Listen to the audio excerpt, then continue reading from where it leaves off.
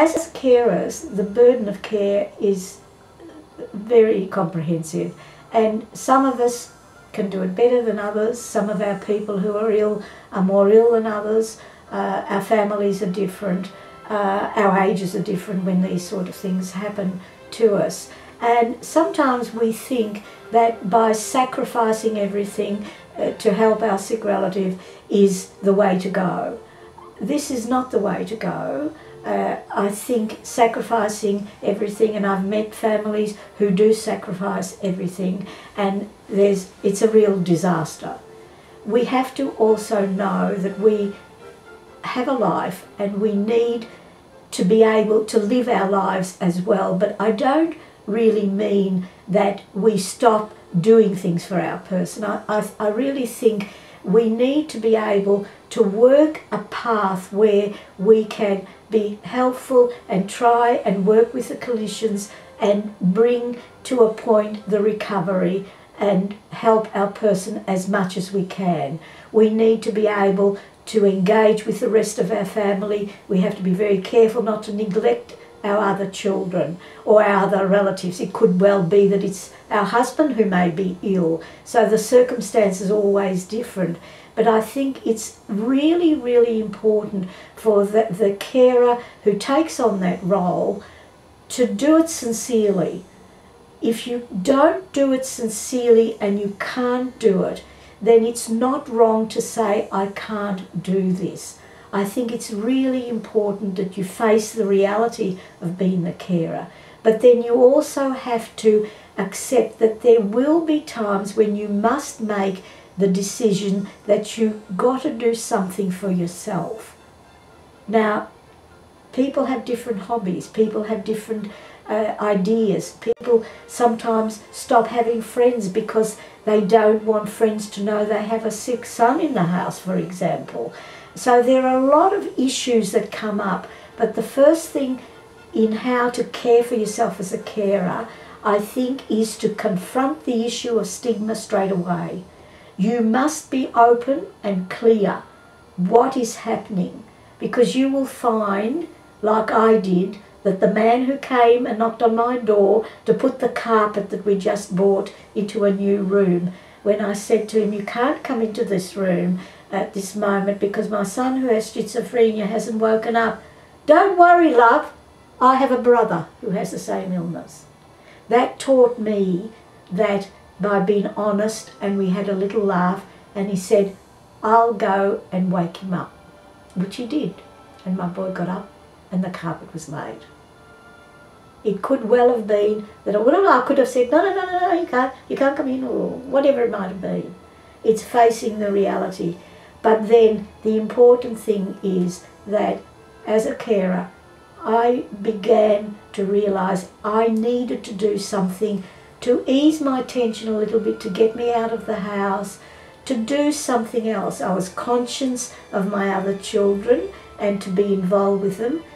In my case, they were all with partners and had children, so they didn't need me as much as their younger brother who had the illness. But what I chose to do was to spend every Wednesday spinning and learning to make things. I like making things. I've always made my clothes or knitted or whatever it was, made kids' pyjamas, things like that. So I found a place in the community of where I live, where there was a community house there, and they were teaching how to spin wool and make garments. And for me, that was the most productive thing I did, because I enjoyed making things, and we were shown how to go and buy the fleece. We went to the shows and we saw the farmers and we bought the wool, and we then took it to the community centre and we combed it and we washed it and we spun it. And today there's a jumper in my boy's cupboard that is the start and finish of that time that I learned the spinning. And I met other people there, and we all had different stories to tell. And this took me away from my own worries and burdens, what's going to happen with my son. But what that type of work did, the way the spinning one, as I was spinning and drawing the threads together, there was a music to me, there was a rhythm, and as that rhythm was happening, what was going on up here was just floating away. And I did that for about 2 years, and then things started to change. I got a position as a carer consultant. I was calmer. I was able to talk more in public. So for me, that was the important thing.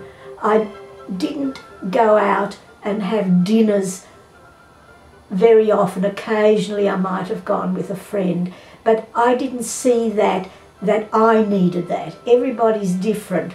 There are other times when I wanted to cry, so I would say, it's time to cry, and I would go for a walk, and I'd be walking quite a long way and just thinking to myself, the tears rolling down, but looking at the gardens, looking at the roses, gradually I calmed down. The other thing that helped me look after myself was to talk about my problems sometimes with somebody who I didn't know. And one day I was on a tram, and I was a little bit upset, I think. And the lady next to me said, "Are you all right?" And I said, "Oh, well, I'm a little bit upset." And before I knew it, I'd told her the whole story. She didn't know me from a bar of soap. But for me, that was wonderful. I was then able to reach the city, and I went to the Federation Square, which had just been built actually, and I was marvelling at all these new things. And I think it's the simple things that we need to know to cope with. Some of us may like to go and have a massage. Some of us might like to go and buy things. Who knows? Each one of us is individual.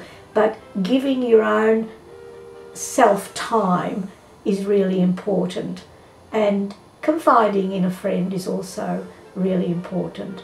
So it's not all doom and gloom. You learn a lot, and you really learn sincerity, and you learn people who are kind that you didn't know before, but you also sometimes learn who is not your friend.